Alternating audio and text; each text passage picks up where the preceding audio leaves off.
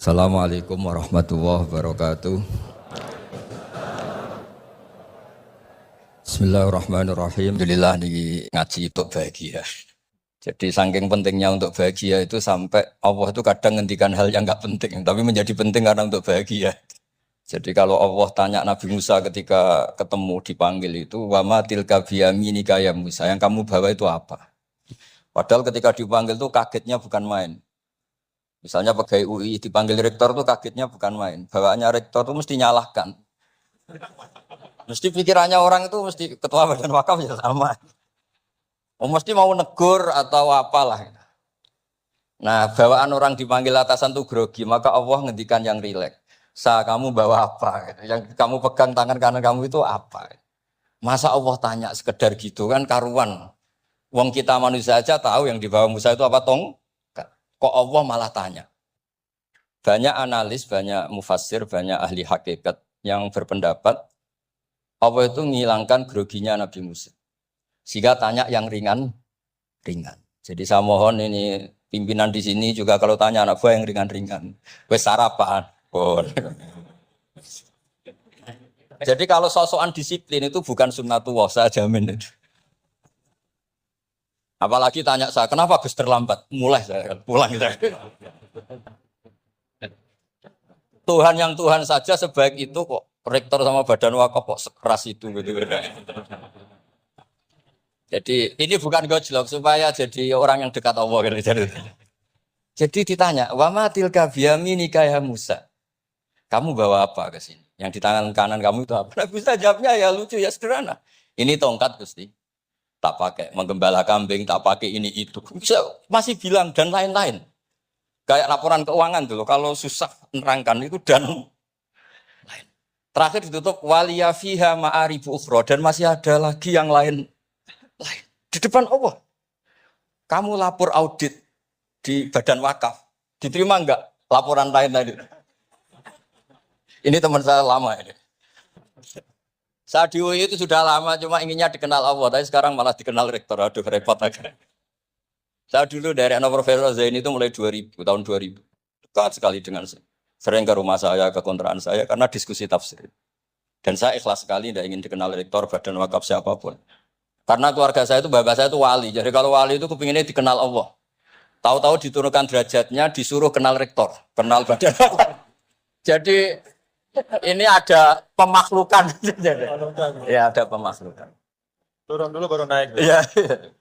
Jadi saya artinya gini, saya di sini itu sohibul bad. Jadi tadi Mas Majdi itu keliru kalau nanti saya ngisi. Saya ini sohibul bad, nanti yang ngisi ini. Maksudnya seperti itu maksudnya. Jadi karena tuan rumahnya saya Pak Wardono. Ya, ini tamu ya. Tapi ternyata pemakhlukan itu penting. Di dalam ilmu tafsir, di antaranya itu dikenal namanya Tanazzulatul Maula. Allah itu menurunkan martabatnya. Allah sebagai Tuhan tentu tidak pernah menghutang kita, tidak pernah merasa dikasih, karena semuanya itu milik Allah. Tapi Allah untuk memotivasi orang amal itu ngendikan Allah, "Mangzalladzi yuqridu waha qardan hasana." Siapa yang mau menghutangi saya?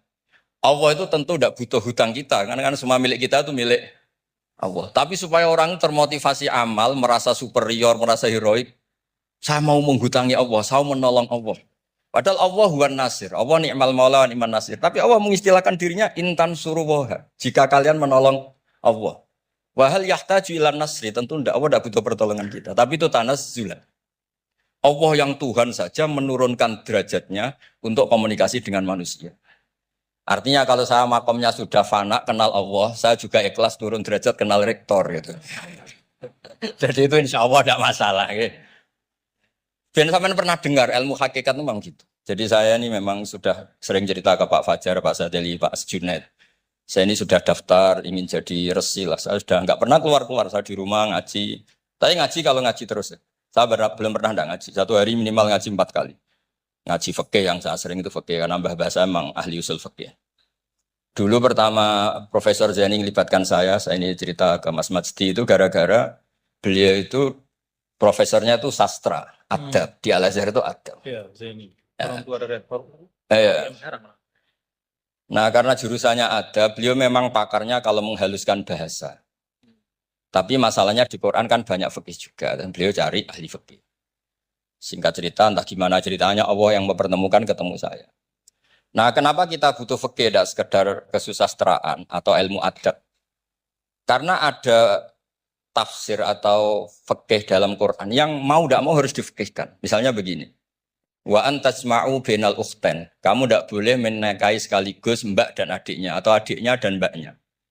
Jika Anda berpikir Quran itu hanya Quran, maka berarti apa boleh menikahi misalnya Sri dengan buliknya, Sri dengan budenya. Padahal tidak boleh juga. Tapi faktanya Quran hanya ngendikan wa antasma'u bainal ukhtain. Sebab itu zaman Rasulullah SAW sugeng itu nambahi wala binal mar'ati wa ammatiha wala binal mar'ati wa kholatiha. Juga tidak boleh menikahi Sri dan budenya atau Sri dan buliknya. Dan kebetulan Nabi itu tidak menambahkan wala binal mar'ati wa jaddatiha. Karena kayaknya itu nggak usah dilarang ya sudah lucu aja gitu. Masa kamu nikahi perempuan umur 17 terus minat mbahnya umur 70. Lah itu kalau sampai butuh dilarang ya Anda perlu berobat itu.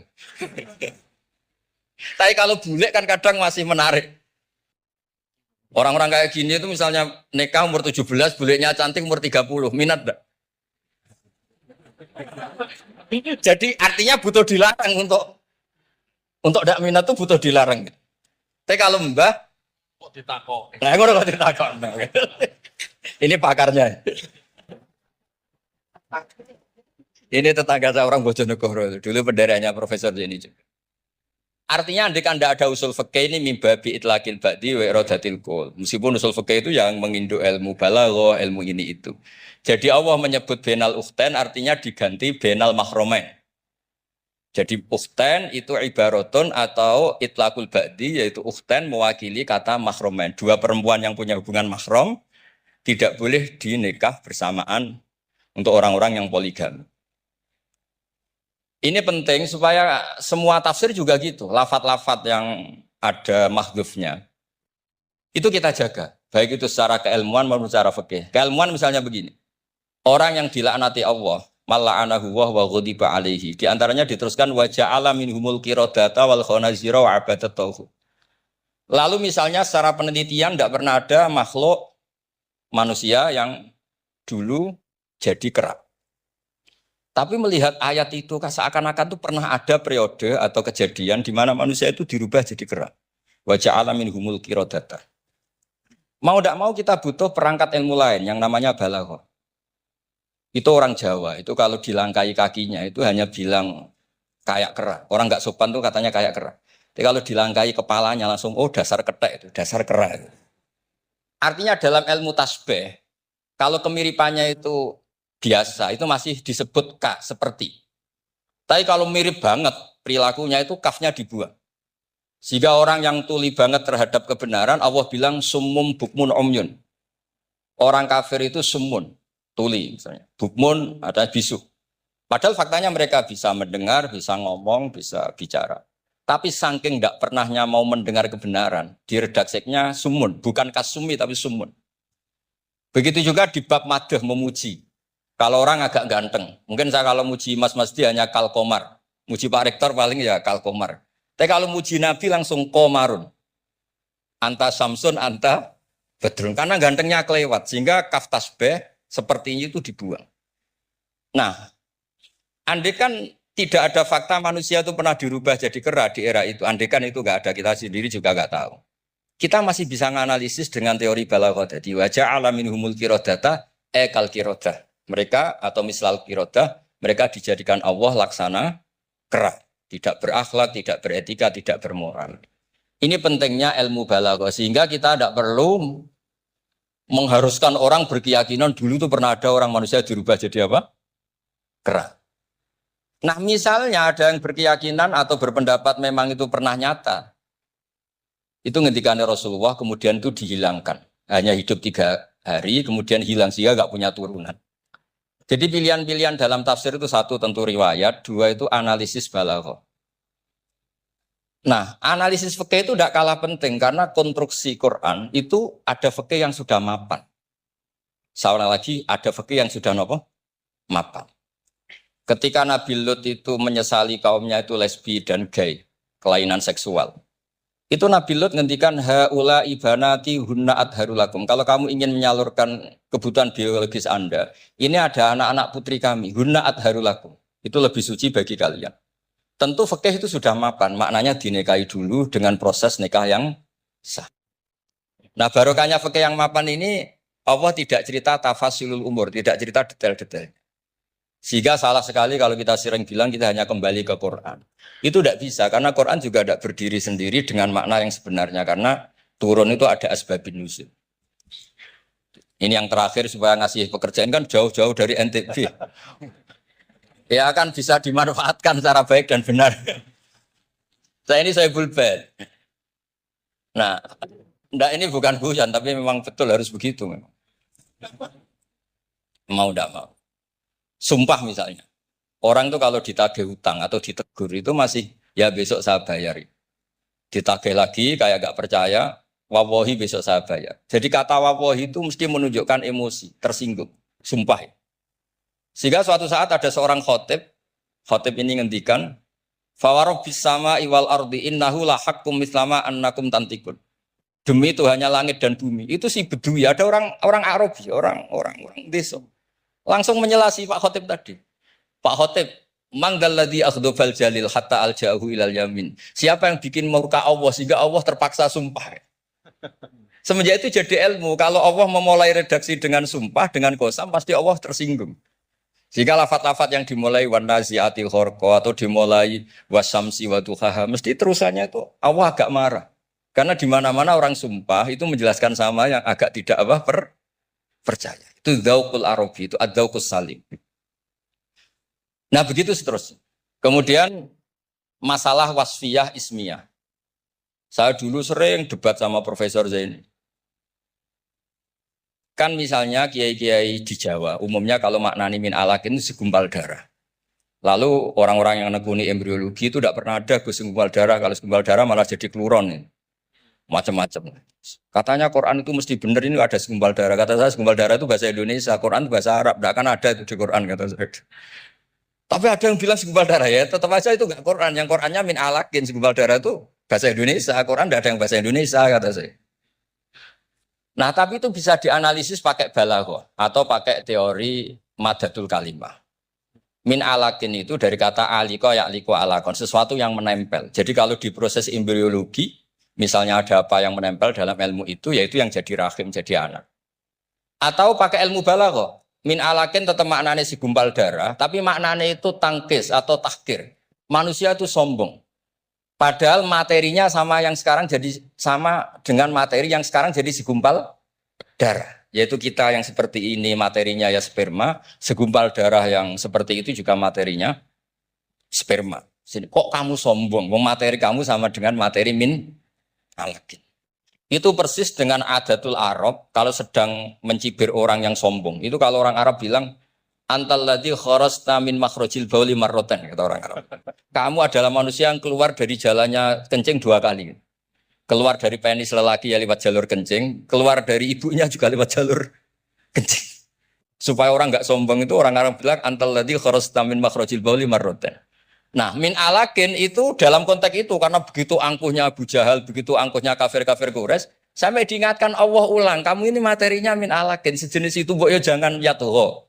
Buktinya terusannya ayat kalla innal insana lihat manusia itu sungguh. Ya niki pun deal ya, jenengan harus sepakat saya ini Sohibul Bait sama Pak Warsono sama Pak Rektor, ini tamu yang diundang untuk ceramah tafsir. Kalau ndak berarti asawaha wa rasulah. Begini ya, jadi perspektif Islam atau taqarrub ilallah itu mulai dulu itu orang mau tidak mau subjektif, tapi hukum pokoknya sama. Misalnya orang mencintai Allah, ada yang saking mencintainya itu tidak pernah nyebut Allah. Ada wali itu mencintai Allah tidak pernah nyebut Allah. Karena dia takut ini nama sakral, jangan-jangan dilecehkan. Imam Malik itu pernah ada seorang pengemis datang, ya Imam Malik saya minta uang. Imam Malik jawabnya itu, saya tidak punya uang, baru tidak bawa uang, juga tidak punya uang. Kamu besok ke rumah saya atau nanti ke rumah saya, tak kasih uang. Terus diberi nasihat sama temannya. Halal itu, mbok ya Anda ngomong, rozakokallah, Ya, semoga Allah memberi rezeki kamu. Jawabnya Imam Malik itu apa? Saya masih hafal teksnya. Fa'ana ujillu ismallahi ta'ala an askuro indaman yakrohu sama'ahu. Ada yang baca sima'ahu walau dimna jumlatin. Saya tidak mau nyebut nama Allah pada orang yang nggak suka nama itu, meskipun tuh hanya secara apa itu eksplisit. Artinya kalau dongakno itu serang di duit jaluk duit kayak itu kira-kira itu. Wong saya mintanya uang kok dikasih apa? Doa.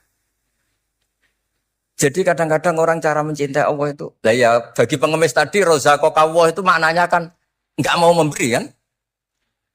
Doa tadi kan disimpulkan nggak mau memberi. Sama seperti kita di Jawa ada keponakan misalnya mau mondok pamit padenya, kata padenya, ya wis le tak sangoni selamat, ya sudah tak sangoni selamat.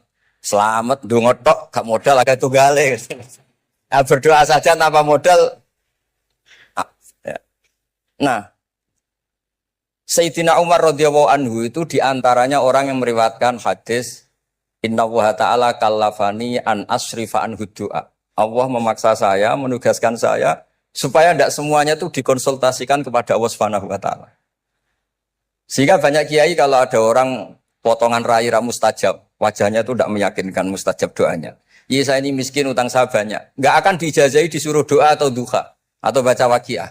Karena sekali itu dipraktekkan dan kita tahu potongan gak mandi, itu nanti nyalahkan institusi doa. Jute saya duha juga tetap miskin, saya doa juga tetap miskin. Daripada Allah disalahin mendingan pon sing kerja tenanan. Sayyidina Umar ketika ada orang minta uang dan minta doa, kamu harus kerja yang serius. Fa innas sama ala tumtiru daban, langit tidak akan menghujankan apa? Emas. Jadi di mana-mana mencintai itu ekspresinya macam-macam. Ada ulama yang saking senengnya umatnya Nabi seneng silaturahim. Ada ulama yang saking senengnya umat Nabi gak suka silaturahim dengan arti berkunjung karena itu dianggap mengganggu. Teman kita punya anak, punya istri, kadang pas harmonis kita datang terganggu. Saya pernah dolan di orang, pas tukaran sama istrinya. Itu berhenti dulu ada Gus Pak, nanti teruskan. Ternyata orang tengkar itu diganggu juga gak suka. Jadi tiket, cek, ono Gus Pak, kok terus no. Jadi ternyata orang bertengkar juga gak mau diganggu. Setelah itu tak tanya, tadi diteruskan tengkar aja, materinya lupa. Materi untuk nyerang istrinya lupa. Nah, begitu juga zaman Rasulullah SAW. Banyak sahabat yang saking senengnya Nabi sering sowan istifadah. Ada yang saking senengnya Nabi nggak sowan, takut ganggu. Nabi punya keluarga, punya anak, punya istri. Ada yang saking senengnya Nabi, kalau ketemu Nabi itu melihat wajahnya sampai dia tahu detail. Wajah Nabi kayak apa, rambutnya kayak apa. Ada juga yang sama sekali ditanya, sifli wajah Rasulullah, tolong ceritakan ke saya wajah Nabi itu kayak apa. Saya tidak pernah melihat wajahnya Nabi. Loh, Anda ini sahabat masa tidak melihat wajahnya Nabi? Ijlalan rasa kalau ketemu beliau itu hormat sekali sampai gak berani menatap mukanya. Sama-sama seneng, tapi ekspresinya beda. Saya kalau ngaji usul fikih di pondok saya sering cerita, fal yukrim doifahu, fal yukrim jarohu itu Islam hanya memerintahkan ikram, memuliakan. Tapi prakteknya beda-beda. Di kampung kamu ketemu tetangga, tidak tanya itu sombong. Tapi kalau di kota ketemu tetangga tanya namanya kepo. Dianggap ganggu privasi. Sama-sama maknanya ikram. Ibnu Abbas itu kalau sholat cepatnya bukan main. Katanya seneng Allah, munajat. Lah kok seneng cepat? Berarti gak begitu seneng. Tapi Ibnu Abbas kebalik cara tanya. Kenapa kamu kalau sholat cepat? Setan nata-nata mau goda saya, ternyata saya selesai. Jadi kecelik dia. Itu juga ilmu. Ya artinya cara itu tidak usah distandarkan gitu ya, monggo lah, sementing ada sanatnya. Ada apa? Ada sanatnya. Ya saya seperti datang ke sini itu mungkin bagi Anda bagus. Wah Gus Pak kersorawo alhamdulillah. Jari santriku, waduh gak ngaji meneh diganggu wong UII. Jadi Anda statusnya bagi saya pengganggu. Nah, itu juga yang terjadi di tafsir. Wasab'atin idza raja'tum. Ada pelanggaran tertentu di puasa, itu kafarohnya itu fasyamu salasati ayamin fil haji wasab'atin idza raja'tum. 7 ketika kamu pulang. Itu kata Abu Hanifah, 7 hari ini boleh dilakukan di kawasan Mekah. Asal selesai haji sudah. Tapi bagi Imam Syafi'i pulang itu harus sudah sampai rumah. Sekarang saya beri pertanyaan. Ketika Pak Fajar ini acara selesai, terus dia pamit saya pulang. Gus, saya tak pulang. Bagi saya dia sudah pulang, meskipun masih di jalan. Tapi bagi istrinya, istilah pulang kalau sudah sampai rumah. Lalu idza raja'tum itu pulang itu menurut siapa? Mas Majdi nanti ketika sudah pamit di bandara, kita bilang sudah apa? Pulang. Tapi kata istrinya, belum. Sama-sama istilahnya wasaf'atin idza raja'tum. Ada kiai itu tidak pernah mikir Islam. Sama sekali. Sebenarnya sama Islam bukan main, tapi gak tahu mikir Islam. Tanya Islam agamanya pangeran Gus, mbok pikir keliru, ono sing duwe. Islam itu milik Allah, ya, mesti diurus sama Allah. Tidak usah kamu pikir. Allah sendiri nanti yang ngatur Islam. Ternyata saking tawakalnya nggak mikir. Ya ada juga yang mikir Islam semangat malah keliru saking semangatnya. Ya macam-macam. Sama-sama mencintai Islam. Coba kalau kamu seneng sama anak-anak, anak kamu main pakai motor atau pakai ontel. Pilihannya dua. Kamu peduli, ayo kawal nanti kalau jatuh, ayo kawal sama pembantu ini nanti kalau jatuh. Itu ya bukti cinta. Ada enggak? Sembarno ae wis pinter. Anakku wis pinter, nak tiba tangi dhewe, anakku sudah pinter kan. Itu juga penghormatan pada anak. Jangan kira makna seneng itu harus terbentuk satu versi. Seneng anak ya nak dolan dikawal. Ternyata yang membiarkan juga bentuk penghormatan bahwa anak ini sudah mandiri. Ya, terus yang masalah istikhadah itu masyhur itu di riwayat Hamnah binti Jahsh. Hamnah itu haidnya melebihi hari wajar. Terus sama Nabi sudah kamu saya haidkan sesuai tanggal yang sebelum kamu kena penyakit ini. Itu kamu anggap haid, lainnya kamu anggap istikhadah. Itu istikhadah paling gampang. Ikuti saja fatwanya Imam Syafi'i. Jadi misalnya Januari kok 6 hari, Februari kok sampai terus mulai ada penyakit sampai 1 bulan keluar darah. Maret keluar darah itu kata Imam Syafi'i ngikuti riwayat tadi sudah kamu fatahayadi terus sitata ayam sab'ata ayam terus Nabi ngendikan kamu menghaidkan seperti bulan-bulan sebelum kena penyakit istikhadah. Lainnya di istikhadohkan. Itu namanya ruddat ilal adat. Jadi supaya ndak ribet pakai tamyiz diukur. Ini darah ini lebih kuat dibanding ini yang lemah ndak kayak yang sing tukang delok ya sopo gitu. Apalagi yang ditanya itu lelaki gitu tuh. Oh, itu kan ya agak repot lah, coba lah agama ini tidak perlu repot-repot seperti itu. Jadi ini sebagai senior saya kasihan sama Pak Junet ini. Harusnya beliau nanti yang kena hisab pasti Junet. Jabatannya mau, tanggung jawabnya nggak mau. Ya tapi kebetulan ada orang baik di sini ya alhamdulillah aja. Kalau ketemu saya tuh cium tangan bolak-balik. Tapi niatnya kayaknya mau supaya saya mau backup gitu. Nah ini yang satu pertanyaan Mas Wasdi ini masih kan 3, saya jawab 2. Saya berkali-kali cerita di Quran itu wonten ayat sing agak unik, pemahamannya agak unik. Gini kok ayat maka na Ibrahimu Yahudiyya wala Nasrani. Ibrahim itu yora Yahudi, yora Nasrani. Itu saya tidak akan bosan-bosan nyampaikan itu. Niku boten sifatu madhin tapi sifatu raddin. Bukan madh, bukan muji. Terus padha karo muni Gus Bah iku ya ora maling, ya ora bajingan, ya ora lucu. Lah Nabi Ibrahim mau digelari pangeran ya ora Yahudi, ya ora napa? Nasrani. Itu memang benar-benar aneh.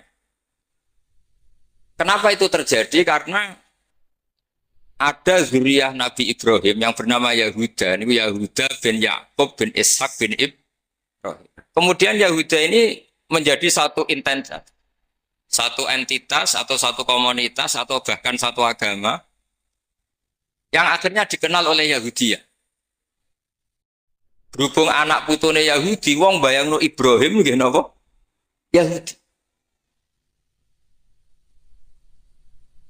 Karena Ibrahim itu manggon teng kawasan Bethlehem, teng Hebron, dan di situ sekarang jadi komunitas Nasrani.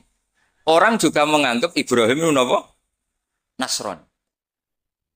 Sehingga Allah ngutus makhluk terbaiknya, nabi terbaiknya, gini ku Nabi Muhammad Shallallahu Alaihi Wasallam. Terus Nabi Muhammad niki sing ngelurusno, nak Ibrahim itu buatan Yahudi, buatan apa? Nasrani.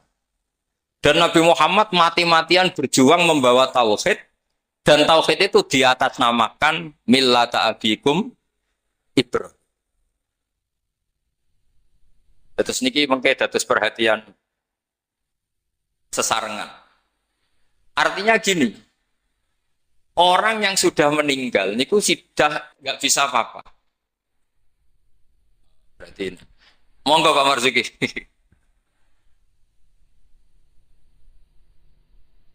Monggo Pak Marzuki samar monggo. Pun kula terusaken nggih.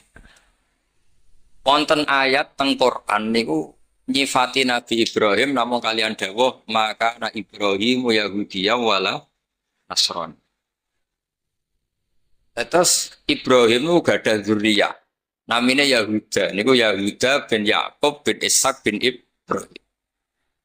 Akhirnya ketika Yahudiyah ini jadi satu entitas. Entitas itu sakit agama, sakit marga, sakit nama kerajaan. Itu orang mengira Ibrahim itu Yahudi karena entitas setelah Yahuda itu mengidentitaskan Ibrahim atau menstatuskan sebagai nama Yahudi. Nasrani juga sama karena kebetulan agama Nasrani lahir di Yerusalem, di kawasan Hebron, di Bethlehem. Kemudian orang menstatuskan Ibrahim itu ya Nasrani. Karena mayit ini orang yang sudah tidak berkutik. Sehingga kalau dzurriyyahnya mayit ini menjadi pilihan tertentu, memilih pilihan tertentu, maka akan menstatuskan mbah-mbahnya. Sehingga saya berkali-kali bilang sebetulnya adat di Jawa itu salah. Anak numpang keramat baik. Keramat gandul itu salah. Sebetulnya kalau dalam tradisi leluhur Arab, itu dibalik. Kama tasyarrafa bi Muhammadin adnanu. Jadi status mbah-mbah kamu itu ikut status kamu. Jadi orang nggak peduli dengan kilaf, Abdul Samsin, Manaf, andai kan tidak ada orang bernama Muhammad Shallallahu Alaihi Wasallam. Orang nggak akan peduli dengan Wali Songo, andai kan tidak punya murid-murid nasab maupun murid-murid sabab, kados para ulama yang mengajarkan Fathul Wahab, Ikhtiya. Andai kan kita kemudian beda haluan, nganggep kuburan itu tempat syirik, tempat khurafat bid'ah, maka kita tidak menstatuskan kuburan wali itu tempat berkah, tapi tempat bid'ah dan syirik. Nah, status itu tuh terserah kita, bukan terserah yang meninggal. Itu filosofi dari maka na Ibrahimu Yahudiyya wala Nasron. Andai kan tidak ada Nabi Muhammad SAW, maka status Nabi Ibrahim akan dibelokkan menjadi berstatus Yahudi maupun apa? Maka kalau mau matur, min khoso isi hadil ummah adalah as-sanadul muttasil ila Rasulillah sallallahu alaihi wasallam. Sebab hanya dengan sanad itu kita bisa menjaga status guru kita, gurunya guru kita, gurunya guru kita ila Rasulillah sallallahu alaihi wasallam. Saya termasuk orang yang fanatik sanad. Saya muridnya Mbah Mun. Mbah Mun di antara gurunya tentu Mbah Karim Lirboyo. Beliau ngaji sama Mbah Hasyim ngaji sama Syekhona Khalil Syekh Nawawi Banten. Atau Mbah Mun ngaji Mbah Karim, Mbah Hasyim ngaji Syekh Mahfud Termas di Mekah, kemudian ngaji Said Abi Bakar Sato Sohibul I'ana. Saya dari gen saya piyambak, gak ada bapak kandung, hafal Quran, ngaji sama buyut saya dari ibu. Dan itu sampai buyut saya namanya Hafsah, itu binti Soleh. Binti Maksum dulu, binti Maksum bin Soleh. Soleh buyut saya itu gurunya Mbak Soleh Darat ketika beliau masih di Kudus, ngaji di Damaran. Pondok tertua di Kudus itu buyut-buyut saya di Damaran belakang makom. Jadi buyut saya kandung namanya Hafsah, punya anak namanya Sofia itu yang sampai saya, punya adik Badiah, jadi ibunya Ki Sahal. Terus Hafsah itu punya saudara, punya anak bule, namanya Nyai Fadilah, itu di garwa Kiai Akil Sirat, yang jadi Pak Said Akil dan seterusnya. Saya cerita begini ini penting karena supaya kebenaran itu dzurriyatam ba'duha min ba'd. Sekali dzurriyah ini melenceng itu tidak harus ekstrim menjadi kafir, menjadi muslim, atau muslim menjadi kafir, tidak harus itu. Misalnya dari Sunni menjadi Wahabi, atau Sunni menjadi Syiah, atau Sunni seneng ngaji menjadi Sunni tidak seneng ngaji, itu juga sudah parah. Atau kiai yang dulu kagum anaknya bisa baca Ihya, kemudian kiainya kagum kalau anaknya punya Alfat, itu juga melenceng sama. Dari kiai yang bangga anaknya tawakal menjadi bangga melenceng. Jadi melenceng itu macam-macam, tidak harus ekstrim. Tapi efek dari melenceng itu adalah menstatuskan orang sing hanifah muslimah, yaitu Nabi Ibrahim, menjadi Yahudian atau Nasronian. Jadi kira-kira kalau ada muridnya Mbah Mun kok kedonyan, sebetulnya mental kapitalistiknya itu dia, mungkin nyifati Mbah Mun bahasa hal itu enak kayak gede, tamune akeh, duwe akeh, mesti seperti itu. Tapi kalau saya atau yang sejenis saya, enak duwe kiai Mbah Mun, saya pernah khatam mahab dengan Mbah Mun, khatam mahali sama Mbah Mun, jampul jamek sama Mbah Mun, nak moco enak, nak nerangno enak. Sampai kata ada kiai Madura itu nama kita Prapati Iso. Tak tanya, teman saya, yang kiai ini teman saya, bukan semua kiai Madura yang teman saya. Kenapa kamu tidak bisa baca kitab? Yang kitab enak dibaca milik Mbah Mun, yang milik saya tidak enak. Kata. Sehingga dia punya cita-cita mau beli kitabnya Mbah Mun. Jadi dia tidak menyalahkan otaknya, tapi menyalahkan kitabnya. Setelah saya alim, saya sering baca kitab, katanya dia, kitab jenengan tak beli 10 juta, Gus. Asal saya bisa baca kayak jenengan. Gitu. Khawatir saya masalah sanad itu, saya ulang lagi masalah sanad. Saya punya kitab banyak karangannya Mbah Hasyim Asy'ari, karena saya punya tulisan banyak tentang Mbah Hasyim. Mungkin bahkan yang belum didokumen oleh keluarganya, karena Mbah Hasyim dulu teman akrab buyut saya, namanya Raden Fauzan. Fauzan itu bin Maksum. Itu ketika kitab-kitab dulu itu silih-silian, karena dulu beli kitab itu mahal. Dulu buyut saya itu buyut saya dari ibu itu dibelikan kitab buyut saya dari bapak. Itu belikan ithaf, itu sampai jual sapi. Saking mahalnya kitab. Sehingga saya masih ingat Mbah Sahal itu kalau belajar di geladak saya, itu tafsir Bedawi itu ada tulisannya Mbah Mufid, ada tulisannya Ki Zubaidi, terakhir dipakai Ki Sahal Mahfud. Jadi satu kitab dipakai sekian apa? Generasi, saking susahnya apa?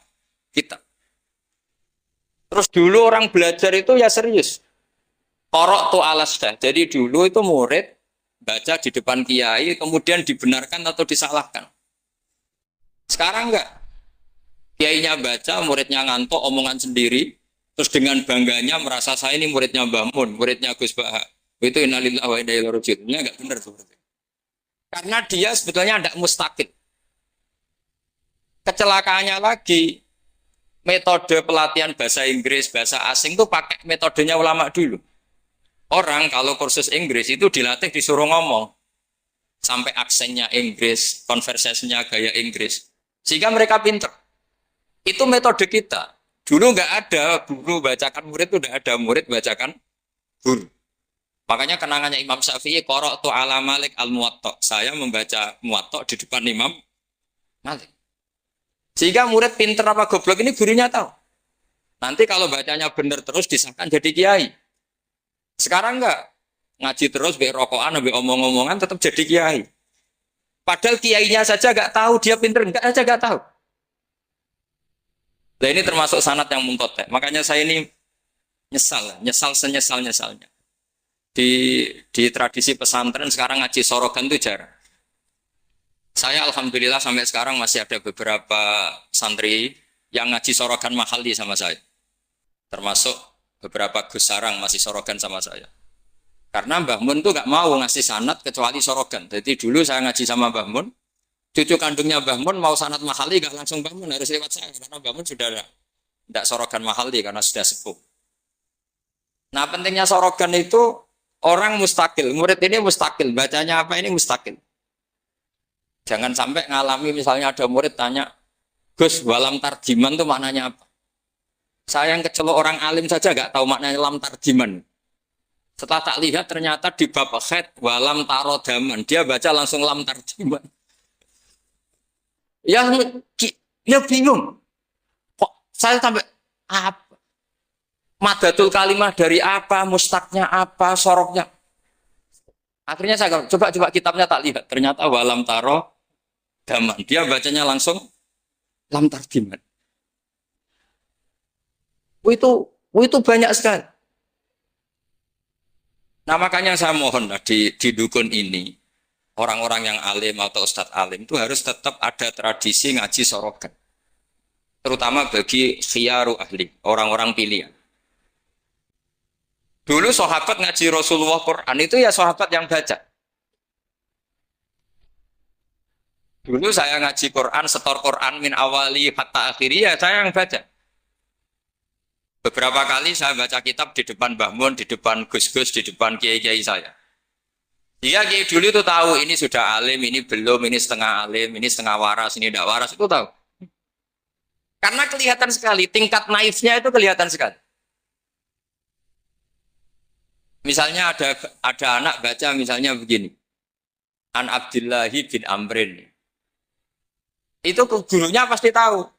Lucung kok Amrin ada wawunya, berarti benar. Misalnya An Abdillahi bin Umaro. Itu gurunya langsung tahu. Nah sekarang itu enggak. Murid itu hanya mendengarkan, sehingga kadang-kadang ada orang itu baca Ibnu Ubay bin Ka'ab. Itu dibaca Ibnu Abi. Anaknya bapak ini senrah kowe cung. Jadi ini kecelakaan seperti ini nggak boleh terjadi. Ada lagi murid yang tanya gini, ini setengah pinter tapi ya setengah goblok. Saya pernah sorogan fikih ditanya, tidak boleh nekai zaujatul ab. Saya ulang lagi ya. Wala tangkiku manakaha abaukum minan nisa illa matat salaf. Tidak boleh menikahi istrinya bapak. Itu orang Jawa langsung protes. Gus, bojone bapak rak ibuku. Itu setengah pinter, setengah goblok. Setengah pinter karena di Jawa rata-rata orang itu istrinya satu. Artinya kalau bojone bapak, ya mesti ibunya dia. Tapi kalau dibaca di Arab, wong Arab itu kan bojone papat, sing telu gonta-ganti, sehingga bapaknya ini kadang pernah nikah sampai 10 orang. Paham ya? Orang Arab, mungkin orang Jawa Timur ya rodok Arab, banyak kiai yang istrinya ada satu kan. Nah sebetulnya orang Jawa Timur yang paling tidak iskal karena saya ulang lagi ya. Sehingga dia tanya, Gus, bojone bapak ora ibu. Mosok wong kok dilarang kawin bojone? Pak, yo mesti wae ra bakal wong bojone bapak iku ibu. Dia protes, kenapa harus dilarang wong karuan ndak mungkin terjadi. Tak terangno. Kalau orang Arab kan mungkin, yaitu bojone bapak satu ibu kamu, dua Sri, terus Wahyuni atau siapa. Ini orang yang pernah dinikahi bapak kamu itu haram kamu nikah. Nah berhubung dia orang Jawa, bojone bapak itu mesti ibu, karena ibu istrinya satu. Nah itu setengah pinter, setengah goblok. Setengah pinternya bisa bantah, agak cerdas lah, bisa usul gitu. Setengah gobloknya itu sebetulnya ketika dengan ibunya itu bahasa Arabnya bukan zaujatul ab tapi ummuka. Kamu tidak boleh menikahi ummuka. Jadi bukan dimasukkan zaujatu abik. Jadi kalau dalam bahasa fikih itu status yang dipakai status terdekat. Jadi misalnya saya menghukumi ibu saya ya ummi itu ibu saya. Tapi ketika istrinya bapak yang lain harus distatuskan zaujatu abika. Itu tidak bisa, kalau orang nggak sorogan itu tidak bisa. Nah, kalau orang-orang NU, orang-orang pesantren saja sudah ada alim, apalagi yang di luar kita. Karena tadi, sanad ini sudah mulai mungkota, ini sudah agak kecelakaan betul. Dulu Imam Malik tuh ngaji di depan Imam Malik ngaji di depan Imam Zuhri. Ya sorogan. Imam Syafi'i ngaji di depan Imam Malik. Baca muwatta, khatam benar semua. Terus Qad ana laka antuftiya. Ana itu sudah saatnya kamu iftah. Karena membaca min awali hatta akhiri benar semua. Masih ngaji sama Sufyan bin Uyainah, masih ngaji sama Sufyan As-Sauri. Terakhir beliau ngaji sama Muhammad bin Hasan As-Syaibani di Irak. Itu semuanya yang baca Imam Syafi'i. Sak logikanya. Terakhir dites begini Imam Syafi'i. Sama sih. Saya termasuk sering baca kitab Risalatus Syafi'i. Saya sering baca kitab sering baca kitab Risalatus Syafi'i. Itu dites begini. Kata Sufyan As-Sauri, ya Aba Abdillah, kalau manggil Syafi'i itu Aba Abdillah, ma makna hadisi la tuharrikut tayra min makin natiha. Gurunya yang satu tidak baca makin natiha tapi min wakanati. Jangan gerakkan burung dari sangkarnya. Kalau sampai yang dibedai mesti jawab ini kurang penggawean apa ngobrak-ngobrak manuk kan gitu. Tapi Imam Syafi'i dengan fasihnya menerangkan orang Arab itu kalau mau pergi itu tatoyur. Tatoyur itu pakai ukuran terbangnya burung. Nah, digusah terbang ke kanan ila aimana berarti alamat baik. Kalau berterbang sama atau kaisaro berarti buruk. Nah, itu kalau ada burung di hutan terus digusah. Kalau nggak ada burung di hutan, dia memang nyimpan burung diletakkan di kurungan. Tapi kurungannya dibuka terus diubrak. Terbangnya nganan, baik. Kalau ke kiri, buruk. Makanya disebut di Quran, innama to'irukum ma'akum inna tatoyarna bikum. Karena yang dipakai ukuran itu to'ir. To'ir itu sesuatu yang terbang. Itu Imam Syafi'i langsung paham. Adatul Arab kalau mau pergi itu melihat terbangnya burung. Sehingga makna hadis la tukarrikut tayra min makin matiha, jangan mentaklekkan barokah tidaknya pergi berdasar terbangnya burung, tapi berdasar pergi kamu itu fitaatillah atau fima siat. Nangis gurunya. Padahal masih Imam Syafi'i umur 15 tahun. Wong kok pinter ngono. Makanya terus sampai dipuji-puji. Saya punya keyakinan kalau nanti fata min Quraisyin yamla'u tibaqal ardi ilman tuh kamu. Padahal teksnya hadis hanya gitu, jangan gerakkan burung dari sang. Itu dulu mungkin orang alim sampai seperti itu mungkin. Karena ngajinya sorokan, mustaqil. Saya beberapa kali dites Mbah Mun, hak cara kowe naib Indonesia itu fasik ta ora? Ora dijawab fasik ya rodok fasik untuk mel-melan terus. Nek dijawab fasik padha karo ngukumi nek kae wong sak Indonesia gak sah mergo waline napa? Nah, kalau pengalaman karena kalau sering ngaji sama Mbah Mun pengalaman. Jenengan ra kepengin nek kae wong sak Indonesia sah. Iya aku kepengin sah. Nak ngoten tak hukumi mboten fasik. Itu Mbah Mun sewenengnya saya sampai diambung itu dia bilang gitu. Cara wong Arab nak seneng diambung bombonan. Kowe muridku tenan. Karena itu memang jebakan. Jadi ya sudah seperti itu. Itu mungkin kalau ngaji sorokan. Tapi nak ngaji kilatan ya maunya enggak isolawat tok. Solale. Oh semata ana wong tenan das. Amit-amit tenan. Loh kenapa? Solawatnya baik, tapi Jibril juga gak paham. Solale itu kan kalimat apa kan juga jelas. Coba diterkip. Nabi Muhammad sholli alaih. Sholli itu malah perintah. Berarti kiaimu sholli alaih. Berarti kiai kue semua sholawat kan gitu. Itu kalimat yang salah. Nah, iya, waqala Rasulullah sallallahu alaihi wasallam. Terus muridnya muni sholli alaih berarti kan kalau dimaknani kan sholli maca sholawat sira Pak Kiai. Ada yang ngatasin, "Mun jenengan mawon sing maca sholawat." Nah, berhubung itu bahasa Arab gak ketara salah kan gitu. Adat-adat ngono iku mareni gitu. Itu naib. Mestinya kan qala Rasulullah sallallahu alaihi itu alaihi lah. Paling enggak ada domir mustatir yang kembali ke Allah. Nah kalau terus muridnya bilang apa? Sholli alaihi, coba sampean maknani sholli alaihi. Sholli ya syekh alaihi ala nabi. Kacau enggak kira-kira ada kan dengar orang yang ngerti itu. Tapi alhamdulillah banyak yang enggak tahu sehingga ya alhamdulillah. Makanya saya berkali-kali muji orang bodoh itu barokah. Mereka ora salah wong. Jadi penak weh. Kalau saya tangisan, nak pondok gede wes salah oleh maca sholawat mun sing ndak cilik. Sing ditunggoni ahlul ilmi, maksudnya pondok gede sing notabene ditunggoni ahlul ilmi saja salah apalagi. Jadi dulu itu orang itu pinter sekali karena ngajinya sorokan. Sahabat ya gitu. Sahabat tuh kalau nggak paham ya tanya Nabi karena logikanya Nabi kadang nggak nyambung sama logika sahabat. Misalnya begini. Al-qatil wal maqtul finnar, yang bunuh maupun yang dibunuh. Saya baca lengkapnya. Idzal taqal muslimani bisayfihima fal qatil wal maqtul finnar. Jika dua orang muslim perang sama-sama membawa pedang, maka yang bunuh maupun yang dibunuh di neraka. Sahabat itu iskalnya hadza al qatil. Oke lah kalau qatil finnar, kalau pembunuh di neraka normal ya Rasul. Fama balul maqtul. Lalu dosanya yang terbunuh apa? Wong dia korban, dia maktul, dia dibunuh. Jawabannya Nabi, innahu kana harison ala qatli sahibi. Dia maktul, oke, dia maktul, tapi mentalnya kok. Artinya gini, yang terbunuh itu mentalnya kotil apa maktul?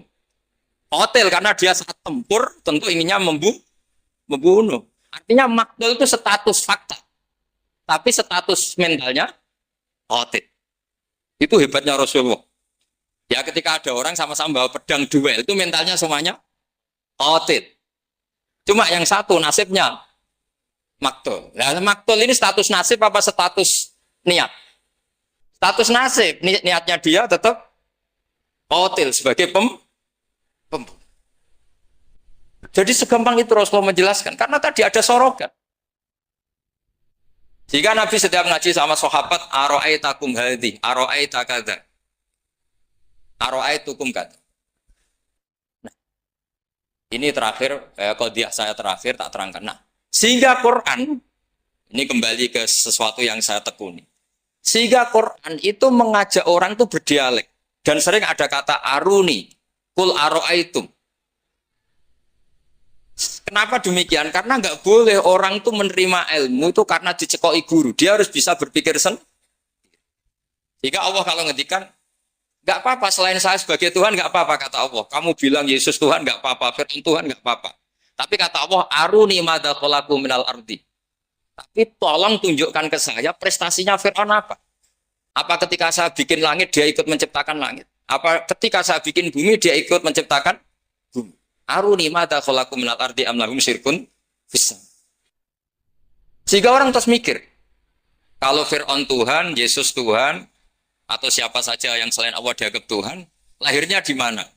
Oh, Yesus lahir di bumi. Bagaimana mungkin lahirnya di bumi tahu-tahu menuhani? Fir'aun ketika merasa Tuhan, Musa ditanya, Tuhan kamu siapa? Rabbus samawati wal ardi, yang nuhani langit dan bumi. Terus kata Fir'aun, ya Haman ibnili sorhal ali abluhul asbab. Sudah saya mau bikin piramida, mau lihat Tuhannya Musa. Terus soal di bumi kata Fir'aun, ma'alim tulakum min ilahin wiri. Saya jalan-jalan kemana-mana setahu saya, yang dituhankan saya, kata Fir'aun. Nabi Musa ganti argumentasi bilang, Rabbukum wa rabbu abaikumul awalin. Yang nuhani nenek moyang kamu. Itu semua hadirin langsung sadar. Iki nak Fir'aun pangeran, buyute radi pangeran. Kan pangerannya datang terlambat. Kan Fir'aun punya bin. Wong Fir'aun itu nama gelar kayak Hamengkubuwono. Fir'aun 1, Fir'aun 2, Fir'aun 3, Fir'aun kan gitu. Makanya zaman Nabi Yusuf itu rajanya juga namanya sudah Fir'aun. Zaman Nabi Musa juga Fir'aun. Karena itu gelar. Artinya begini. Kalau Fir'aun itu Tuhan, berarti mbah-mbahnya tanpa Tuhan. Karena Tuhannya datang terlambat. Itu dilatih.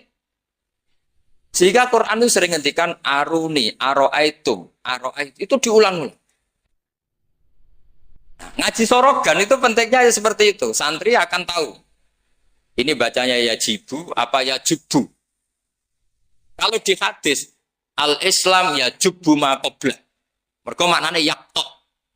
Jadi ketika ada seorang sahabat lama sekali kafir dulu, ketika Islam dia ngeluh, ya Rasulullah setelah saya Islam apa dosa saya zaman jahiliyah diampuni. Terus Nabi ngendikan al-Islamu ya jubbu ma qablah. Itu bacanya bukan ya jibu tapi apa? Ya jubbu ayaktau. Lah kalau pas ini kamu baca ya jibu kan? Al-Islamu te Islam ya jibu. Pusing kamu. Itu kalau nggak sorokan nggak bisa. Jadi saya mohonlah sanad ini nggak boleh hilang karena yang punya khazanah kealiman itu kita itu maksudnya pesantren. Kalau kita saja tidak alim, apalagi di luaran kita. Ini bukan urusan suudzon atau menstigmasi, enggak. Yang menyediakan itu kita, di luar kita malah pakai terjemah, pakai paling KHI lah, kompilasi hukum Islam. Yang masih pakai teks Ihya Fathul Wahab itu kita. Karena Fathul Wahab Ihya'is dikerdusi nganti sawangan. Ya ini dewe maca terjemahan. Ngaji ini nganggo laptop amen ngincang-ngincang orang delok terjemah. Sinalillah wa inna ilaihi raji'un. Itu bukan apa-apa. Sebenarnya orang ndak alim itu ndak apa-apa, ndak dosa. Tapi kan masalahnya sing ra alim ta yo gayane kok wong alim. Itu semani masalah kan itu. Orang aku bodoh kan yo ora gelem kan. Dulu itu ndak seperti itu. Sehingga Nabi Ismail misalnya. Nabi Ibrahim itu nabi. Nabi itu diperintah Allah mesti benarnya. Ini arafil manami anni atbahuka. Saya bermimpi, mimpi Anbiya adalah wahyu, bahwa saya disuruh nyembelih kamu. Apa kata Nabi Ibrahim? Fangdur madza tara. Lalu menurut pendapat kamu gimana? Karena mulai dulu enggak. Jadi tradisi di kampus dua arah. Mahasiswa disuruh mikir, disuruh cerdas. Itu dulu kita sebelum ada kampus itu para nabi sudah punya tradisi murid itu mustaqil bil fikr. Murid bisa mikir Fangdur madza tara. Menurut pendapat kamu gimana Ismail?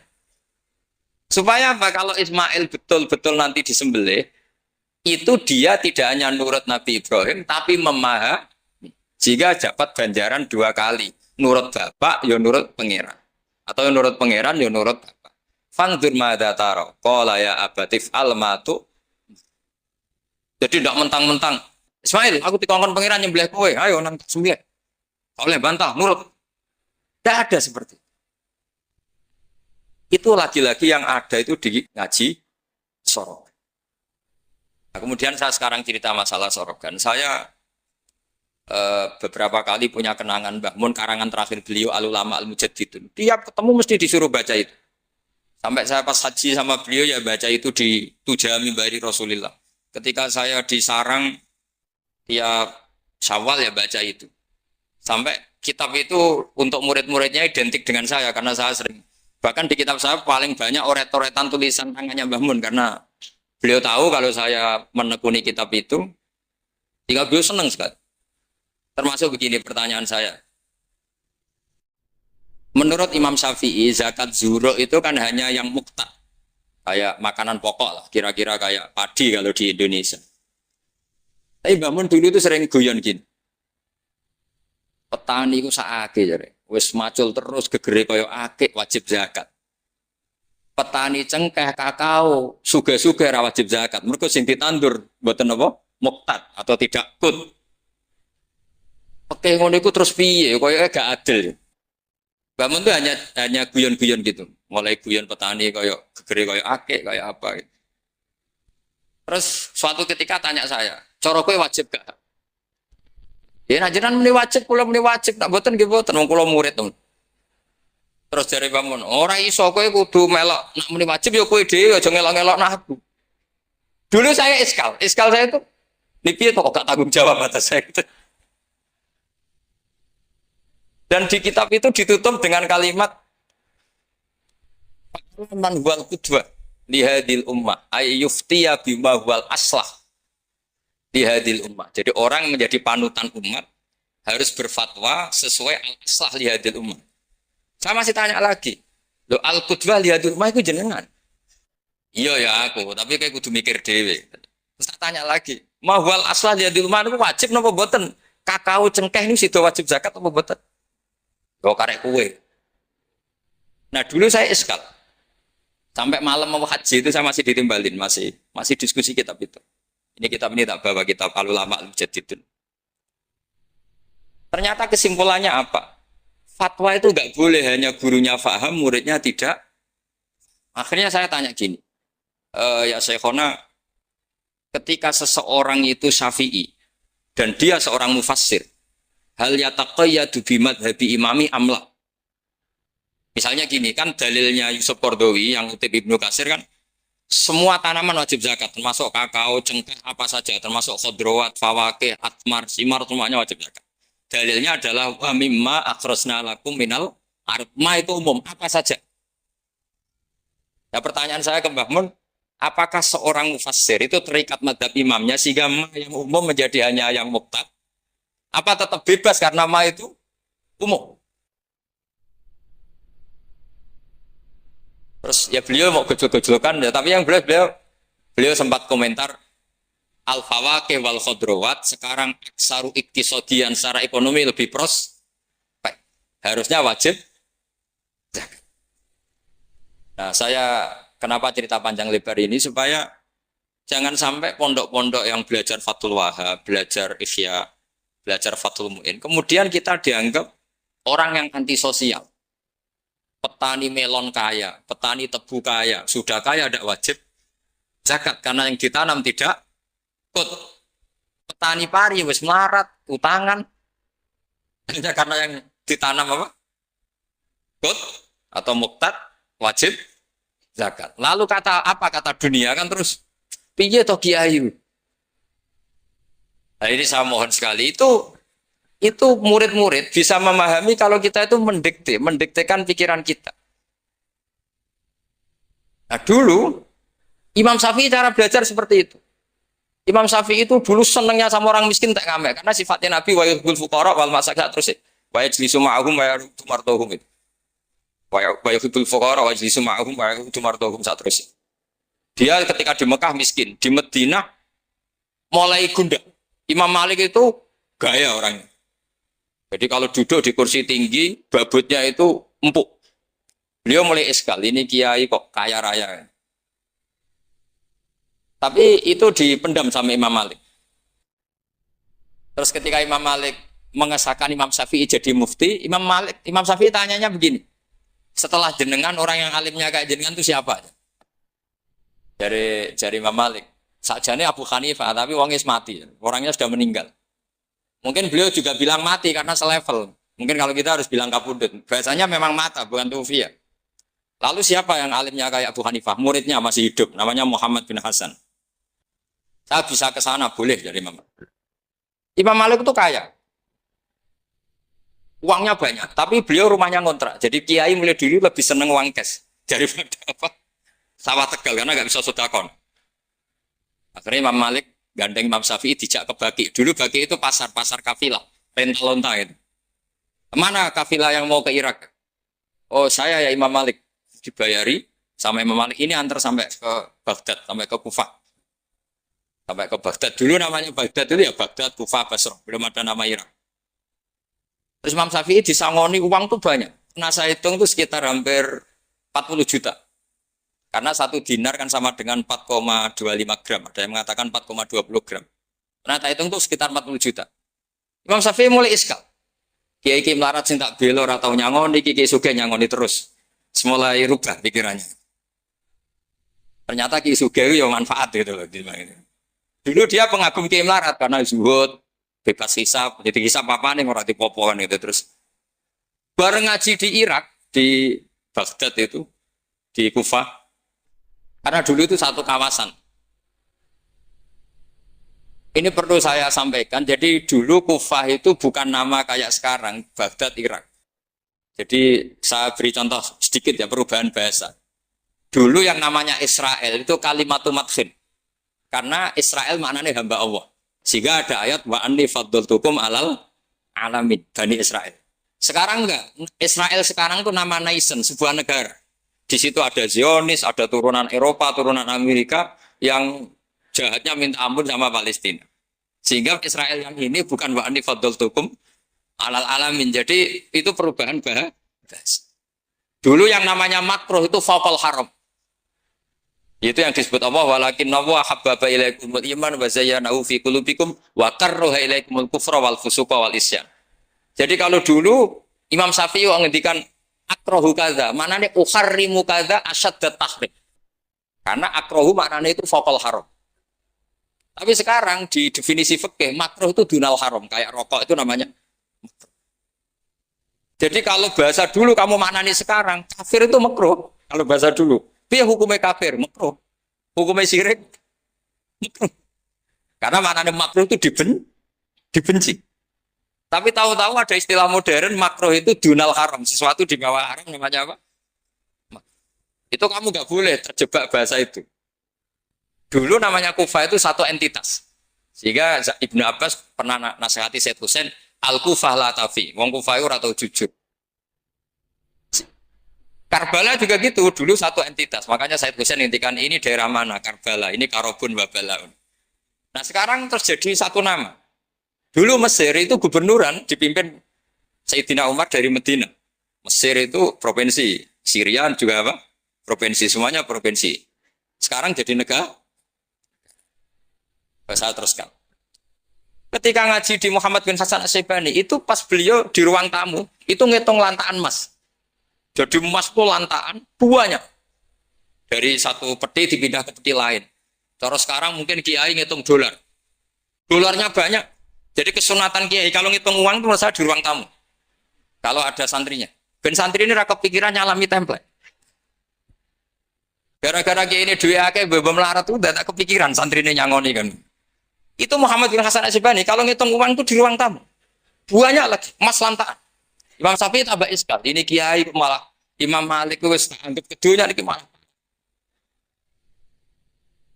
Tapi setelah Imam Syafi'i iskal, Imam Muhammad bin Hasan Asyibani itu ajib min hadhi, maksudnya min hadhil waqi'ah. Kamu kaget dengan peristiwa ini? Iya, kamu kiai kaya raya. Terus kata Imam Muhammad bin Hasan Asyibani, harta ini milik saya, miliknya orang soleh, miliknya orang alim. Nak kowe ra seneng wong alim sugih tak kekne wong-wong nakal. Ben tinggo nglonte, tinggo demenan, tinggo macam-macam. Ampun, sing sugih tiyang soleh mawon. Lah semenjak iku Imam Syafi'i terus keterusan. Wong soleh wajib sugih. Al Islam ya'lu wa la yula alaih. Wong Islam kelar tuku Innova tuku Kairi haram. Wis keterusan. Jadi itu dulu panjang Imam Syafi'i rubah. Masyhur itu di fikih. Orang Islam kuat beli kuda, kok beli khimar haram. Mergo Al Islam ya'lu wa la yula. Jadi kira-kira kalau sekarang orang Islam kuat beli Innova, kok numpak beli Kairi butut itu haram karena dillah. Itu kehinaan. Semenjak itu Imam Syafi'i itu pinter. Pinter dia. Iya. Nak kiai tak haram no sugih. Terus sing sugih wong fasik, yo repot dunya. Kiai tak haram no jabat, sing jabat wong fasik. Amen perda nglindungi tempat-tempat iku yo terus repot. Nah sanad itu sampai Imam Ghazali. Termasuk yang tak baca kak saya ketika bela Mbah Mun Al-Intisar lima Daibi Syaikhina itu saya bela diantara adalah ulama harus punya pangkat supaya otoritas itu dimiliki orang soleh. Terus wa amal izu wal jafa bihi ma yatfal insan anafsi adil fatrusnya. Ada yang baca fabihi, kalau fabihi domirnya mufrad. Semenjak itu kakak saya pernah wakil bupati, Keroba pernah bupati, Gus Yasin putra Mbah Mun wakil gubernur. Itu panjang, sangat pemikiran seperti itu tuh panjang. Kalau kiai tidak boleh jabat ya biar yang jabat orang fasik, nanti perdanya menguntungkan ahlul fiqih. Dan seterusnya dan terus. Dan itu ulama dulu bisa menerangkan dan memahamkan pada murid-muridnya karena ngajinya soro. Sekarang enggak ngaji ya kayak seperti ini. Makanya saya diundang itu termasuk kiai paling sulit diundang. Wis masyhur. Andai kan Kiai Roba tidak datang ke saya sendiri, mungkin saya tidak datang. Wis tenang yakin ya sudah datang. Saya itu hanya mau datang ke pernah sepuh. Ternyata pernah sepuh ya banyak jadi wah mata wong itu. Saya nanti itu ke Kiai siapa itu? Kiai Jamal itu kan iparnya Basal itu sepupunya Mbah saya. Mbah Jamal itu abahnya Gus Rozenda. Saya tiap bulan kan ngajar di pondoknya Basal. Karena memang sepupunya Mbah saya. Kemarin di Termas. Jadi pernah sepuh ternyata banyak. Makanya ini yang nom-nom tuh haram ngundang saya. Ini sudah tak maklumatkan. Karena logikanya jelas lah. Aturan santri itu hormat mbek sing sepuh. Nah, kiai nom ngundang aku itu dosa. Kok ngatur sing luwih tuh, wah. Jelas dosa. Cara fikih jelas dosa. Apa meneh nom kalah pinter tambah dosa ngatur wong alim. Wes jelas cara fikih seperti itu. Kamu enggak boleh bantah hukum. Ndak kira-kira hukumnya gimana? Wong bodoh ngatur wong alim, kira-kira hukum gimana? Kira-kira dosa ndak? Dosa yakin dosa. Jadi sanad ilmu itu terjaga sampai seperti itu. Ada dialek. Akhirnya Imam Ghazali menulis di kitab tentang syukur, juga di kitab masalah salatin. Jangan kira Nabi setelah jabat, yaitu menguasai Mekah dan Medina, itu pahalanya kalah ketika Nabi yu'da wa yudrob. Ketika Nabi disakiti. Kenapa begitu? Nabi ketika disakiti, diusir di Mekah, ganjarannya Nabi tetap hanya sabar tok. Oke, sabar itu mendapat pahala. Tapi ketika Nabi kuasa, maka ganjarannya Nabi bukan lagi sabar, tapi mengatur Mekah supaya layatufu bil bait uryanun wala kada wa kada. Itu harus steril dari berhala. Apa enggak boleh ada orang telanjang tua. Artinya apa? Dengan Nabi berkuasa bisa menertibkan aturan yang menguntungkan syariat. Artinya apa? Ya sudah seperti itu. Semenjak itu terus Imam Syafi'i, wah nak ngono wong Islam ora oleh kalah. Ya terus keterusan tadi di fatwa-fatwa fikih apa? Syafi'i. Nah semenjak itu terus mungkin Kiai jabat dulu Mbah Hasyim punya putra Gus Wahid di Menteri apa? Agama. Karena menjaga mazhab ahli sunnah apa?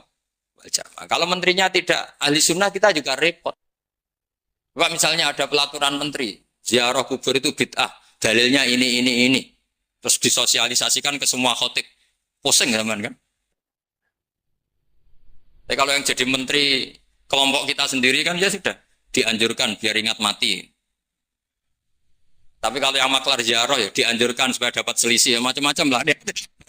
Kalau niatnya orang macam-macam lah. Tapi yang jelas itu efek dari kebijakan ini luar biasa. Jika semenjak itu Imam Syafi'i ngarang bolehnya orang soleh kaya, bolehnya orang soleh aja. Jadi itu panjang dialek itu. Dan dialek yang panjang ini muridnya tetap paham karena lewat pemahaman yang benar, sorogan tadi. Itu istilahnya Nabi Ibrahim, fangzur madza. Nah, ini mulai hilang, makanya saya mengutarakan sesuatu yang mulai hilang. Cobalah dihidup-hidupkan lagi.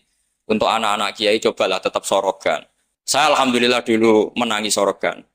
Sekarang beberapa gus ya masih ada yang sorogan sama saya, sama guru-guru yang lain di beberapa pondok ya masih. Itu harus diteruskan. Karena itu sanad muttasil ila Rasulillah sallallahu alaihi wasallam. Masyhur itu. Ketika Abdul bin Mas'ud mau ngaji sama Nabi, "Iqra' alayyal Qur'an," kata Rasulullah. "Aqra'u 'alaika unzil." Mosok kula sing maos Nabi kan Quran diturunke ning jenengan. "Inni uhibbu an asma'ahu min ghairi." Aku seneng nek semua wong liya. Abdul bin Mas'ud mulai baca surat Nisa. Baca sampai ayat fa kaifa idza ji'na min kulli ummatin bi syahidin wa ji'na bika 'ala haula'i syahida. Fa idzan ainahu tadrifan, terus Nabi nangis. Tapi intinya itu ada sanad bahwa murid yang baca. Begitu juga di beberapa negara yang non-muslim kayak di Argentina, di Venezuela itu ada masjid, ada kajian Islam ya karena duta besar. Dan itu aparat negara. Disinilah kearifan para ulama berkoalisi dengan umarok dengan makna yang positif bahwa agama ini harus ditopang umarok, sistem negara. Tentu di situ ada tentara, ada polisi, ada macam-macam. Kita sebagai kiai juga nggak berdaya di depan para bandar narkoba apa-apa kalau nggak ada BNN. Kita mau apa dengan korupsi kalau nggak ada KPK. Sehingga kearifan para guru-guru kita, mulai Mbah Maimun, bapak saya sendiri, NU, Muhammadiyah, semua ormas-ormas Islam itu pasti maulah kerjasama. Karena kita siapa ya? Kalau nggak kerjasama. Dan di antara pesan Rasulullah SAW adalah yaduwahi ma'al jamaah. Jadi kebersamaan itu sudah berkah. Fa inna yadawahi ma'al jamaah. Jadi berkah. Lalu kenapa saya kalau ngaji bawa kitab? Ini agak sebetulnya itu lazim. Lazim itu suatu yang harus. Tapi karena kelamaan mubalek itu tidak pakai kitab. Seakan-akan bawa kitab itu yang aneh. Sebenarnya aneh mereka. Karena begini logika simpelnya ya. Umat Nabi ini berhak dapat apa coba? Berhak dapat warisan yang paling luhur, paling hebat, paling jernih. Apa itu Quran dan hadis? Pertanyaannya, siapa yang paling punya hak otoritatif untuk menerangkan Quran hadis? Ulama. Ulama yang mana? Ya yang kapabel, yang sudah diakui dunia kayak Imam Ghazali, Imam Bukhari, Imam Syafi'i. Artinya kalau kita tidak pakai materi itu ulama mendapat pikiran kita, bukan mendapat pikiran mereka. Saya ulang lagi, kalau kita tidak pakai materi yang otentik, yang orisinil, umat ini mendapat pikiran kita, bukan pikiran mereka. Maka saya berusaha supaya teman-teman atau semua umat Islam dapat pikiran-pikirannya Imam Ghazali, pikiran-pikiran Imam Bukhari, pikiran-pikiran Abul Qasim Al-Junaidi, kejernian-kejernian Abu Yazid Al-Bustami. Kejernian itu diantaranya adalah misalnya makalah yang menurut saya itu makalah yang super. Jadi untuk ngadepi krisis karena COVID atau karena apalah. Itu lama dulu sederhana sekali. Beliau-beliau punya rumus yang mungkin jarang didengungkan orang, tapi saya akan kampanye rumus ini. Al-istighna, hakikatul istighna, itu adalah al-istighna anis syai' labihi. Jadi pemenuhan kebutuhan yang sebenarnya adalah kita berusaha menghindari sebanyak mungkin kebutuhan yang sekunder, yang enggak penting. Bukan memenuhi semua yang kita inginkan. Jadi misalnya begini ya, kalau kita lapar, itu keinginan kita itu makan enak apa asal makan? Tentu jawabannya asal makan yang sehat. Tapi kalau nuruti nafsu kita, makannya yang enak, teman makan ya enak. Terus di warung yang favorit. Ini kan satu kebodohan. Kenapa untuk makan saja butuh definisi sekian banyak? Yang kita harus kecewa, warung favoritnya bisa sudah tutup. Atau kita ke sana harus macet. Ribet. Yang benar-benar arif dan bijaksana itu adalah al-istighna anisya. Sesuatu yang tidak mendesak itu jangan jadikan kebutuhan. Sehingga kalau kita puasa misalnya, semua makanan itu enak karena kita sangat lapar. Sehingga Abul Qasim Al-Junaidi ketika ditanya, ma'idamu to'am, lauk makanan itu apa? Jawabannya lucu, alju, lapar. Kalau kamu lapar ya semuanya enak. Ini sudah mulai hilang. Kita bilang makan enak itu ya sate, ya gulai, ya pizza yang kita senang. Akhirnya apa? Untuk nikmati nikmatnya Allah itu kita jadi ribet. Apalagi yang orang-orang fasik harus ditemani perempuan yang tidak halal misalnya, atau harus ada ajudan, ribet. Nah pertanyaannya, orang yang ribet sama yang nggak ribet itu pinter mana? Pinter yang nggak ribet. Nah ini kearifan-kearifan yang mulai hilang.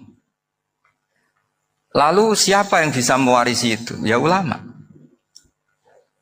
Jadi ulama itu cara berpikir sebenarnya simple.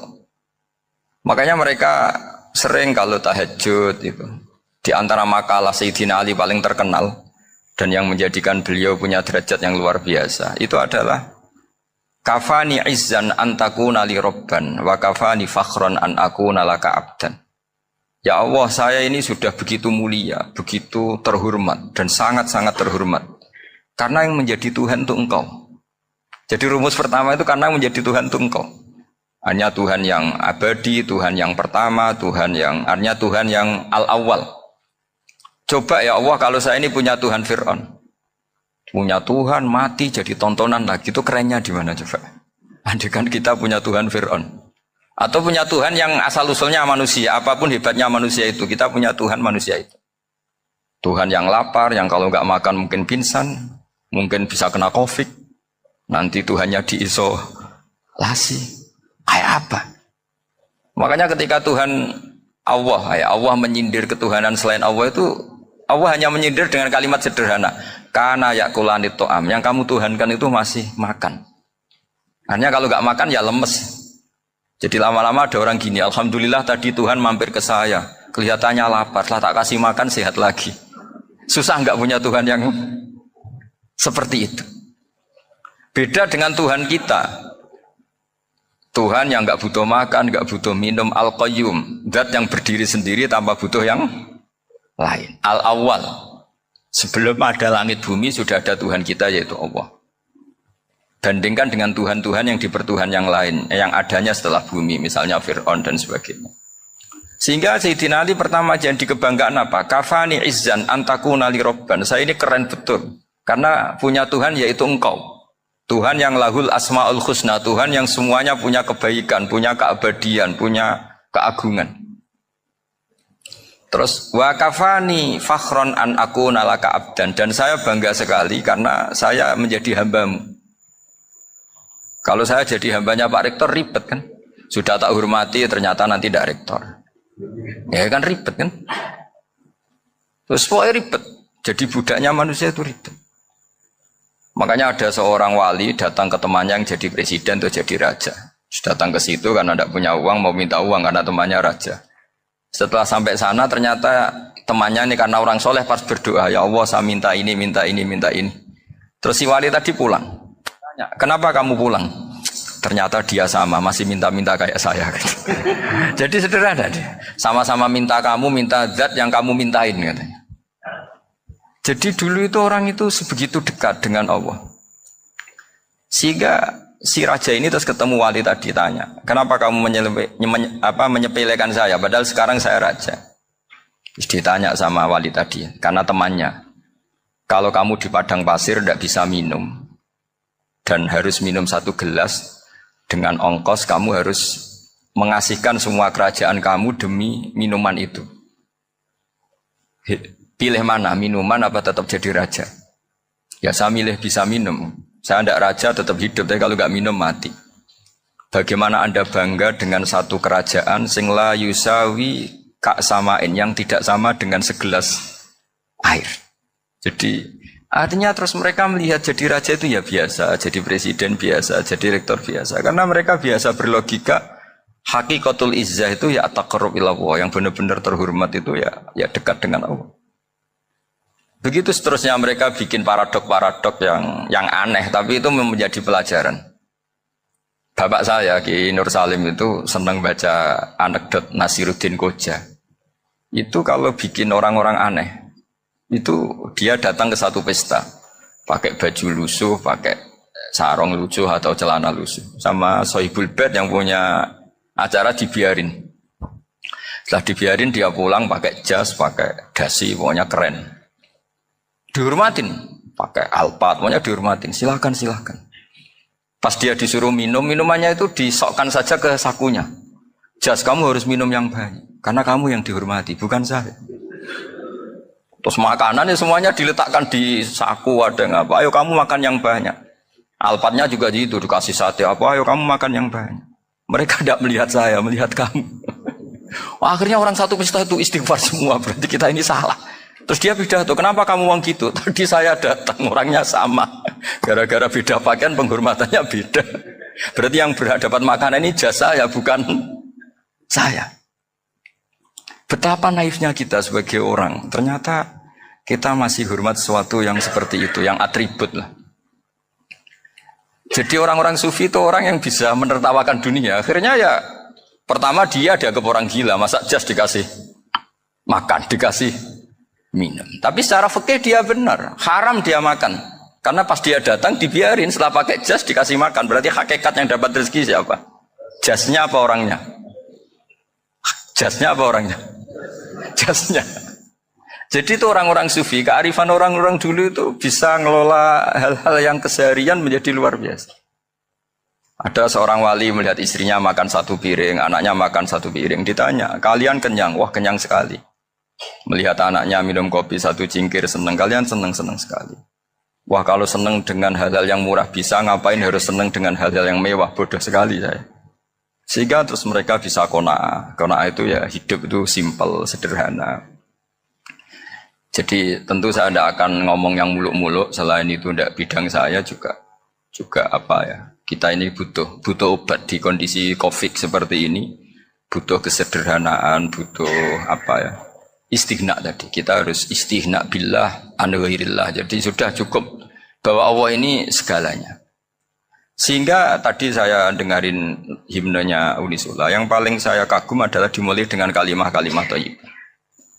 Di antara tugas suci Nabi Ibrahim dan semua nabi adalah wa ja'alaha kalimatam baqiyatan fi aqibi. Nabi Ibrahim itu nabi yang diberi gelar Allah. Dia adalah nabi yang menjadikan kalimat tauhid itu kalimat yang abadi. Fi akibih, di anak turunnya, di semua generasinya, baik anak turun karena gen maupun karena pembinaan, karena pendidikan. Ini penting sekali saya utarakan karena apa? Satu kehidupan itu sebenarnya digerakkan oleh kata-kata, oleh moto kalau oleh bahasa modern. Sehingga banyak ulama mengatakan al-ibarat qutun li'ailatil mustami'in. Bahwa redaksi atau moto atau pegangan hidup itu penggerak kehidupan. Sehingga sebetulnya manusia itu digerakkan oleh kalimah-kalimah itu, oleh moto-moto itu, oleh prinsip-prinsip hidup itu. Misalnya orang Palestina itu tiap hari ke pasar itu. Mereka ke laut itu. Ditanya, kenapa tidak takut tembak Israel? Jawabannya lucu. Kena tembak ya mati, nggak makan ya mati. Enggak kerja ya mati. Ya sudah sama-sama mati ya mendingan aktivitas normal. Tapi saya tidak menyarankan itu untuk melawan COVID. Ini cerita saja nanti. Kamu jangan provokator itu. Karena ini wilayah sensitif. Jadi banyak orang yang poligami. Kalau ditanya alasannya gitu. Istri satu ya cerewet, dua ya cerewet, mendingan 4 katanya. Ya banyak ya gitu. Tapi ada yang kebalikan, istri satu cerewet saja hampir jantungan, apalagi 4, tinggal matinya kan gitu. Itu semua yang menggerakkan itu kalimat. Kalimat itu satu pegangan. Banyak orang loh yang nggak ingin jadi rektor tuh banyak loh Pak Bejo. Jangan kira semua dosen ingin jadi rektor. Melihat rektor sibuk rapat, mempertahankan reputasi Unisula, terus sering pegang kepala. Ngapain repot-repot? Jadi tukang sapu aja dapat gaji, ngopi, rokokan, selesai. Bodoh amat jadi rektor, mikir orang banyak. Banyak loh orang yang ingin jadi presiden tuh banyak. Karena ngopi nyaman, gak ada yang ganggu. Mau tidur sampai jam 9 siang juga gak ada yang ganggu. Sehingga mereka melihat pegawai negeri itu gak keren, orang kok diatur jam, disiplin. Itu memang cara Allah membagi rahmat. Mau kamu apakan coba? Cara syukurnya dia seperti itu. Bapak saya dulu tuh sering ngajarin saya, diajak jalan-jalan pagi-pagi. Melihat orang ngopi, makan uduk itu bapak seneng. Kok enak jadi wong awam. Ngene esuk-esuk nyemak bocah kesel kabeh kono enak ngopi rokokan. Bapak kadang iri sama orang awam itu iri. Sudah gitu berharap masuk surga kan enak sudah gitu. Tahu-tahu mati, tidak tahu ke surga apa ke neraka ya tidak tahu. Jadi nah, orang dulu itu orang yang bisa mensederhanakan dunia. Sehingga ya sudah cara bahagia. Makanya saya alhamdulillah saya ini kerjasama sama UII sama beberapa kampus. Memang amdan itu sengaja. Kampus itu ya punya sistem yang nggak bisa mewakili sistem kiai. Kiai juga punya sistem yang nggak terwakili oleh kampus, juga sebaliknya saling melengkapi. Saya sering ketemu rektor UII, rektor kampus-kampus Islam. Mereka cerita, Gus pendidikan pondok harusnya dimodernkan gini-gini. Saya bilang, kalau pondok modern kayak kampus itu nanti saya ketemu Allah tidak bisa jawab. Kenapa Gus? Saya beri contoh gini. Kalau misalnya perempuan perawan lah atau apa saja, pokoknya perempuan mau tanya tentang menstruasi atau haid. Kalau semuanya sistem kampus, dia harus kuliah dulu. Registrasi dulu, kuliah dulu, bayar dulu. Dan dapat jawabannya nunggu mata kuliah pas itu. Bandingkan kalau sistem pondok, saya tuh sering ke pasar sama anak saya dicegat sama ibu-ibu. Gus, anak saya ngalami gini-gini, keluar darah terus menerus, nggak 6 hari tapi 1 bulan penuh. Itu hukumnya apa Gus ya? Nanti saya mau sowan ke jenengan. Nggak usah sowan di sini aja. Ya sudah, sebelum mengeluarkan darah yang rutin seperti itu biasanya haidnya berapa hari? 6 hari ya sudah ikut yang 6 hari, yang lainnya istighatsah. Ngoten tok Gus, ya udah ya.